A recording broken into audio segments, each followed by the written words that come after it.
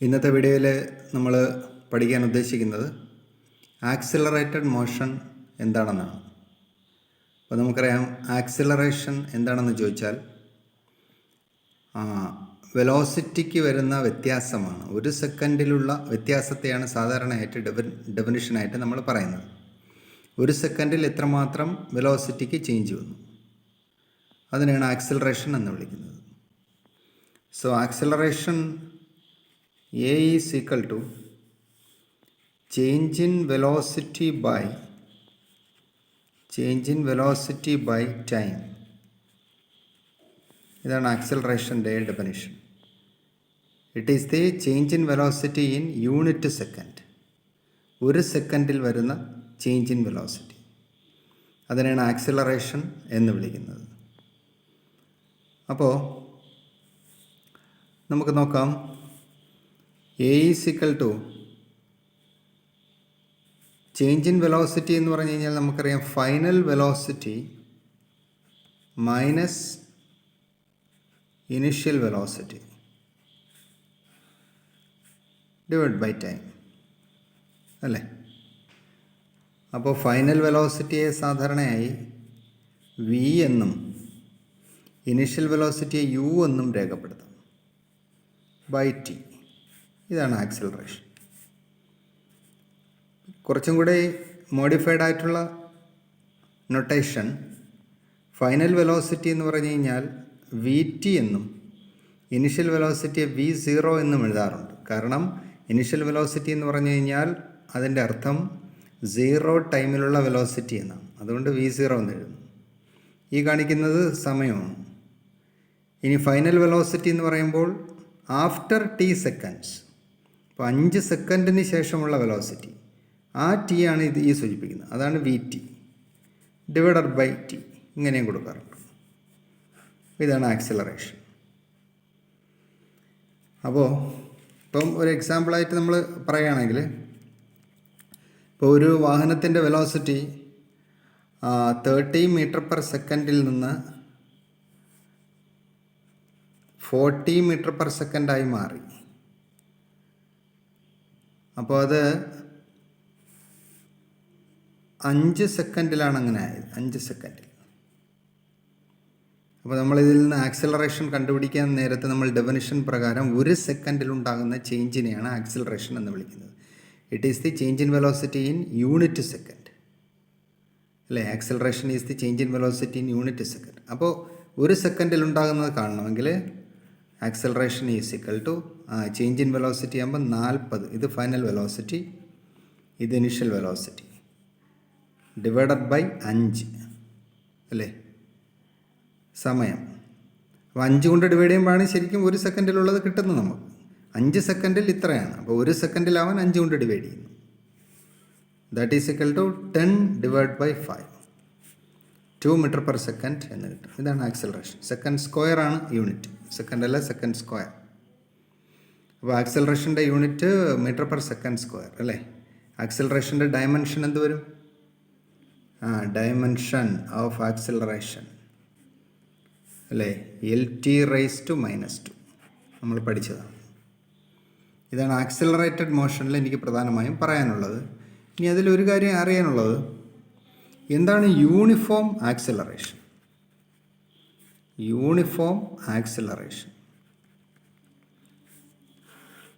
നോക്കൂ. Uniform acceleration എന്താണെന്ന് അറിയണം. യൂണിഫോം ആക്സിലറേഷൻ നിങ്ങൾക്കറിയാം, യൂണിഫോം എന്ന് പറയുമ്പോൾ തന്നെ ഒരേപോലെയാണ്. അപ്പോൾ യൂണിഫോം ആക്സിലറേഷനിൽ വരികയാണെങ്കിൽ ഒരേ ആക്സിലറേഷൻ ആയിരിക്കണം എന്ന് പറഞ്ഞാൽ ചേഞ്ച് ഇൻ വെലോസിറ്റി ഈക്വൽ ആയിരിക്കണം, ഈക്വൽ ഇൻ്റർവൽ ഓഫ് ടൈമിൽ. അപ്പോൾ നേരത്തെ പറഞ്ഞതുപോലെ ഇപ്പോൾ വെലോസിറ്റിയുടെ ചേഞ്ച് 10 മീറ്റർ പെർ സെക്കൻഡിൽ നിന്ന് 20 മീറ്റർ പെർ സെക്കൻഡായി അല്ലേ. അതിനെടുത്ത സമയം T എന്ന് വിളിക്കാം. സമയം 2 സെക്കൻഡാണെന്നിരിക്കട്ടെ, അല്ലെങ്കിൽ സമയത്തിൻ്റെ ചേഞ്ച് 0 നിന്ന് 2 സെക്കൻഡ് വരെ. അടുത്ത 20 മീറ്റർ പെർ സെക്കൻഡിൽ നിന്ന് 30 മീറ്റർ പെർ സെക്കൻഡായി. അപ്പോൾ സമയം 2 സെക്കൻഡിൽ നിന്ന് 4 സെക്കൻഡായി എന്ന് സങ്കല്പിക്കുക. അപ്പോൾ ഇങ്ങനെ ഒരു കണ്ടിന്യൂഷൻ വരുന്നു. അപ്പോൾ ഇവിടെ നോക്കിയാൽ ഈക്വൽ ചേഞ്ചാണ്. 10ൽ നിന്ന് 20 വരെ ആകുമ്പോൾ ചേഞ്ച് 10ആണ്. 20ൽ നിന്ന് 30 വരെ ആകുമ്പോൾ ചേഞ്ച് 10ആണ്. സമയം അതേ കണക്ക് തന്നെ. 0ൽ നിന്ന് 2 വരെ ആകുമ്പോൾ സമയത്തിൻ്റെ ഇടവേള 2 സെക്കൻഡ്. 2 സെക്കൻഡിൽ നിന്ന് 4 സെക്കൻഡ് ആകുമ്പോൾ സമയത്തിൻ്റെ ഇടവേള 2 സെക്കൻഡ് തന്നെ. സോ ഇതിൽ നിന്ന് ഒരു കാര്യം വ്യക്തമാകുന്നത്, ഈക്വൽ സമയത്തിൻ്റെ ഇടവേളകളിൽ അല്ലേ, സമയത്തിൻ്റെ ഇടവേള ഈക്വൽ ആവുമ്പോൾ ഈക്വൽ ചേഞ്ച് ഇൻ വെലോസിറ്റി വന്നാൽ യൂണിഫോം ആക്സിലറേഷനിലാണ് എന്ന് പറയാം. അപ്പോൾ അതിൻ്റെ ഡെഫിനിഷൻ എങ്ങനെ പറയും? If a body is said to be in uniform acceleration then there is a change, equal change in velocity in equal interval of time. Okay, അപ്പോൾ equal change in velocity in equal interval of time, അതിനെയാണ് uniform acceleration എന്ന് വിളിക്കുന്നത്. Okay, ഇനി മറ്റൊന്നാണ് instantaneous acceleration. അപ്പോൾ നമ്മൾ നേരത്തെ പഠിച്ചതുപോലെയാണ്. Instant എന്ന് പറഞ്ഞു കഴിഞ്ഞാൽ ആ ഒരു പ്രത്യേക നിമിഷമാണല്ലേ. അപ്പോൾ ഇൻസ്റ്റൻറ്റേനിയസ് ആക്സിലറേഷൻ എന്ന് പറയുമ്പോൾ ആക്സിലറേഷൻ അറ്റ് എനി ഇൻസ്റ്റൻറ്റ്, ഏതൊരു ഇൻസ്റ്റൻറ്റിൽ ഉള്ള ആക്സിലറേഷനെ ഇൻസ്റ്റൻറ്റേനിയസ് ആക്സിലറേഷൻ എന്ന് പറയാം. നേരത്തെ നമ്മൾ പഠിച്ചതുപോലെ തന്നെ ഇതിനെയും ആ ഇൻസ്റ്റൻറ്റിലോട്ട് കൊണ്ടുവരാൻ നമ്മളൊരു ഓപ്പറേഷൻ ചെയ്തിരുന്നു, ലിമിറ്റ് എന്ന് പറയുന്നത്. അപ്പോൾ ഇവിടെയും ആ ഇൻസ്റ്റൻറ്റ് കാണാനായിട്ട് ഇപ്പോൾ എ എന്ന് പറഞ്ഞാൽ നമുക്കറിയാം delta v by delta t അല്ലേ, change in velocity by time. കഴിഞ്ഞ വീഡിയോ നോക്കിയവർക്ക് ഇതെന്തുകൊണ്ട് ഇങ്ങനെ എഴുതിയെന്ന് മനസ്സിലാക്കാം. Change in velocity by time. അപ്പോൾ ശരിക്കും ഇത് ഇൻസ്റ്റൻ്റ് ആവുന്നത് എപ്പോഴാണെന്ന് വെച്ച് കഴിഞ്ഞാൽ നമ്മൾ പറഞ്ഞിരുന്നു എന്ത് ചേർക്കണം, ലിമിറ്റ് ചേർക്കണം. Delta t tends to 0, limit delta t tends to 0 ആകുമ്പോഴാണ് ഇത് ഇൻസ്റ്റൻ്റായി മാറുന്നത്. എന്ന് പറഞ്ഞാൽ സമയം 0-ലോട്ട് അപ്രോച്ച് ചെയ്യുന്നു എന്ന് പറഞ്ഞു കഴിഞ്ഞാൽ ചെറുതായി മാറുന്നു, ആ ഒരു പ്രത്യേക ഇൻസ്റ്റൻറ്റിലേക്ക് പോകുന്നു. അപ്പോൾ ഇതാണ്, ഇതിനെ നമുക്കറിയാം. നേരത്തെ നമ്മളിവിടെ എക്സ് വന്നപ്പോൾ നമ്മൾ d x by d t എന്ന് എഴുതി. അപ്പോൾ ഇവിടെ നമ്മൾ d v by d t എന്ന് എഴുതണം. ഇതാണ് ഇൻസ്റ്റൻറ്റേനിയസ് ആക്സിലറേഷൻ്റെ equation, d v by d T.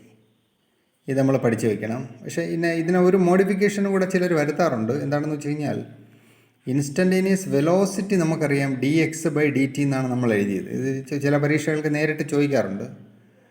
അപ്പോൾ ഇതെടുത്ത് ഇവിടെ കൊടുത്തു നോക്കണം. അപ്പോൾ സോ എ സമം ഡി ബൈ ഡി ടി അങ്ങനെ എഴുതിയിട്ട് ഈ വിയുടെ സ്ഥാനത്ത് ഇത് കൊടുക്കണം. അപ്പോൾ d x by d t എന്ന് എഴുതി, വിയുടെ സ്ഥാനത്ത് അതേപോലെ കൊടുക്കണം. കണ്ടോ, വിയുടെ സ്ഥാനത്ത് അതേപോലെ കൊടുത്തു കഴിഞ്ഞാൽ ഇതിന് ഇനി എഴുതുന്നത് ഇങ്ങനെയാണ്, t square x by d t square എന്ന് എഴുതാം.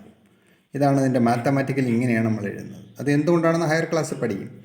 D square x by d t square എന്ന് എഴുതണം. അതാണ് ആക്സിലറേഷൻ. ഇൻസ്റ്റൻറ്റേനിയസ് ആക്സിലറേഷൻ്റെ ഇക്വേഷൻ എന്താണ്?